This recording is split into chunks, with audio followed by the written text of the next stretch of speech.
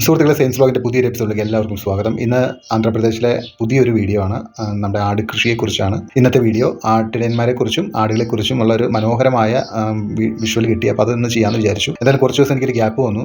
കുറച്ച് ഹോസ്പിറ്റലേഴ്സും മറ്റു കാര്യങ്ങളൊക്കെ ആയിട്ട് തിരക്കായ കാരണമാണ് എനിക്ക് വീഡിയോ അപ്ലോഡ് ചെയ്യാൻ പറ്റാതിരുന്ന ഒരാഴ്ചയിൽ മേലുള്ള ഒരു ഗ്യാപ്പ് എനിക്ക് വന്നായിരുന്നു. എന്തായാലും ഇപ്പോൾ എല്ലാം സുഖമായി. ഇപ്പം നമുക്ക് വീഡിയോയിലേക്ക് നേരെ കിടക്കാം. എന്തായാലും ഞാൻ ഇന്ന് റോഡിൽ കൂടെ പോകുമ്പോൾ ആടുകളെക്കുറിച്ചുള്ള വീഡിയോ നമ്മൾ ഷോർട്സ് നേരത്തെ ഇട്ടിട്ടുണ്ട് നമ്മുടെ ചാനലിൽ. പക്ഷേ അതിനെക്കുറിച്ചുള്ള ഡീറ്റെയിൽ നമ്മളൊന്നും ചെയ്തിട്ടുണ്ടായിരുന്നില്ല. അപ്പോൾ ഇന്ന് ആട്ടിടയന്മാരെ എനിക്ക് കൈയോടെ കിട്ടിയ കാരണം ഞാൻ ആ വീഡിയോ ചെയ്യാമെന്ന് വിചാരിച്ചു. അപ്പോൾ ഞാൻ പണ്ട് കാലത്ത് ബൈബിളിലൊക്കെ യാക്കോബിനും ഇസ്ഹാക്കിനും അവർക്കൊക്കെ അവർക്ക് ആട്ടിടയന്മാരായിരുന്നു. അവർക്ക് 3000 ആടുകൾ 4000 ആടുകൾ എന്നുള്ള കണക്കൊക്കെ പറഞ്ഞ് കേട്ടിട്ടുണ്ട്. നമ്മൾ ഭാവനയിൽ കണ്ടിട്ടുണ്ടെന്ന് അല്ലാതെ നേരിട്ട് ഇത്ര ആടുകളൊന്നും ഒരിക്കലും നമ്മൾ കണ്ടിട്ടില്ല. എന്നിരുന്നാലും 3000 4000 ഒന്നും ഇല്ലെങ്കിലും 600 ആടുകളെയാണ് ഞാൻ ഇന്ന് നേരിട്ട് കാണുന്നത്. അപ്പോൾ അതിൻ്റെ ഒരു എക്സൈറ്റ്മെൻറ്റ് ശരിക്കും എനിക്ക് ഉണ്ടായിരുന്നു. ഇത്രയധികം ആടുകളെ ആദ്യമായിട്ടാണ് കണ്ടത്. അപ്പോൾ ഈ ആട്ടിടയന്മാരെ കണ്ട് ഞാൻ അതിനെക്കുറിച്ചൊന്ന് അവരോടൊന്ന് സംസാരിക്കാൻ ശ്രമിച്ചു. അപ്പോൾ അവരതിനെക്കുറിച്ചുള്ള ഈ ആടുകളെക്കുറിച്ചുള്ള കാര്യങ്ങളൊക്കെ അവർ നമ്മുടെ ഈ ചാനൽ ഇതിനകത്ത് പറയുന്നുണ്ട്. അപ്പോൾ നമുക്കൊന്ന് കേട്ട് നോക്കാം. അപ്പം തന്നെ നമ്മുടെ ഒരുപാട് ആടുകളെ നമുക്ക് ഒരുമിച്ച് കാണാം. അതിനെക്കുറിച്ചുള്ള വിശേഷങ്ങളും പരമാവധി എനിക്ക് അവതരിപ്പിക്കാൻ പറ്റുന്ന രീതിയിൽ ഞാൻ നിങ്ങളായിട്ട് ഷെയർ ചെയ്യാം. ഓക്കെ, അപ്പോൾ ഞാൻ ഒരിക്കൽ കൂടെ ഓർമ്മിപ്പിക്കുകയാണ്, നമ്മുടെ ചാനൽ ആദ്യമായിട്ട് കാണുന്നവരാണെന്നുണ്ടെങ്കിൽ ഒന്ന് സബ്സ്ക്രൈബ് ചെയ്തൊന്ന് സപ്പോർട്ട് ചെയ്തേക്കാം. നമുക്ക് നേരെ വീഡിയോയിലേക്ക് പോകാം. അപ്പോൾ घर किधर सामने है ना? एक किन्याड़ കേട്ടോ, किन्याड़ उसका क्या हुआ? हाँ अभी क्या? ഓ ഇപ്പം ജനിച്ച ആടാണ് കേട്ടോ. ആടിനെ ഇപ്പോൾ ജനിച്ച് നക്കി തോർത്തിയ ആടാണ് അല്ലേ? ഇപ്പോൾ ഉറക്കുന്നുണ്ട് കേട്ടോ.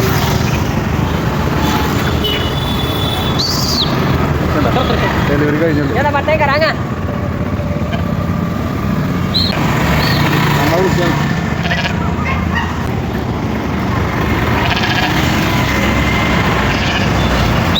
കൊള്ളാല്ലേ? അത് അമ്മയാണ്, ഇത് കൊച്ചാണ്. ഇപ്പം ജനിച്ചിട്ടുള്ളൂ. ഉണ്ടോ എൻ്റെ മറുപിള്ളിയൊക്കെ ഇപ്പോഴും അതിൻ്റെ ബാക്കിലിരിക്കുന്നുണ്ട്. भैया ये एक बकरी का रेट कितना है भैया? ये बकरी का हाँ 10,000 का है। 10,000 का? 10,000 का ज़्यादा भी है। ज़्यादा है? हाँ मिनिमम 10,000। हाँ मिनिमम 10,000। ओ ये पूरा बकरी आपका है ना? हाँ 5 आदमी का है। 5 आदमी का है। ये पूरा कितना है काउंट? ये पूरा 800 है। 800?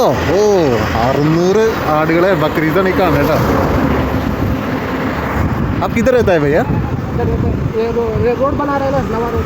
Okay okay. ഇദ്ദേഹം പറയുന്നത് ഇത് 5 പേരുടെ കൂടെയുള്ള ആടുകളാണെന്നാണ് പറയുന്നത്. മൊത്തം 600 ആടുകളുണ്ട്. ഒരു ആടിൻ്റെ വില വരുന്നത് 10,000 രൂപയെന്നാണ് സ്റ്റാർട്ട് ചെയ്യുന്നത്. അതിൻ്റെ ബ്രീഡ് അനുസരിച്ച് പൈസയ്ക്ക് വ്യത്യാസം വരും, വലിപ്പവും ബ്രീഡും അനുസരിച്ച് പൈസയ്ക്ക് വ്യത്യാസം വരും. എന്നിരുന്നാലും 10,000 നിന്നാണ് എമൗണ്ട് സ്റ്റാർട്ട് ചെയ്യുന്നതെന്നാണ് പറയുന്നത്. അപ്പോൾ മൊത്തം 600 ആടുകളുടെ വില ഒന്ന് കണക്കൂട്ടിയേക്ക് എത്ര രൂപയും. നമ്മുടെ നാട്ടിൽ താറാവുകളൊക്കെ കൊണ്ട് പാറാവുകാർ വരില്ലേ എന്ന മാതിരിയാണ് ഇവർക്ക് അതുപോലെ ആടുകളെയും കൊണ്ടാണ് ഇവർ നടക്കുക.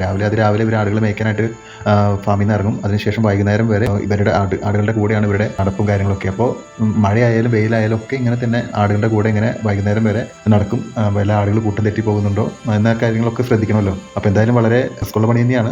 നഷ്ടപ്പെട്ട് കഴിഞ്ഞാൽ ഒരു ആട് നഷ്ടപ്പെട്ട് കഴിഞ്ഞാൽ അത്രയും എമൗണ്ട് പോകും. അപ്പോൾ നമ്മുടെ താറാവ് വരെ നഷ്ടപ്പെടുന്ന പോലെ അല്ല ഒരു ആട് നഷ്ടപ്പെടുന്നത്. അപ്പോൾ അതുകൊണ്ട് അത്രയും വിജിലൻ്റ് ആയിരിക്കണം. കാടുകളുടെ ഇടയിലൊക്കെ മാറിപ്പോയി കഴിഞ്ഞാൽ ശ്രദ്ധിക്കേണ്ടി വരും. അപ്പോൾ അങ്ങനത്തെ റിസ്ക്കുള്ള പണിയൊക്കെ തന്നെയാണ്. റിസ്ക് എന്ന് പറഞ്ഞു കഴിഞ്ഞാൽ കുറച്ച് ശ്രദ്ധ വേണ്ട പണിയാണ്. എന്നിരുന്നാലും കൊള്ളാം. കാഴ്ചയിൽ എനിക്ക് വളരെ ഇഷ്ടപ്പെട്ടു. ആട്ടിടയന്മാർ ഇത്രയും വലിയ ആടുകളുള്ള ആട്ടിടയന്മാർ ഞാൻ ആദ്യമായിട്ട് കാണുന്നത്.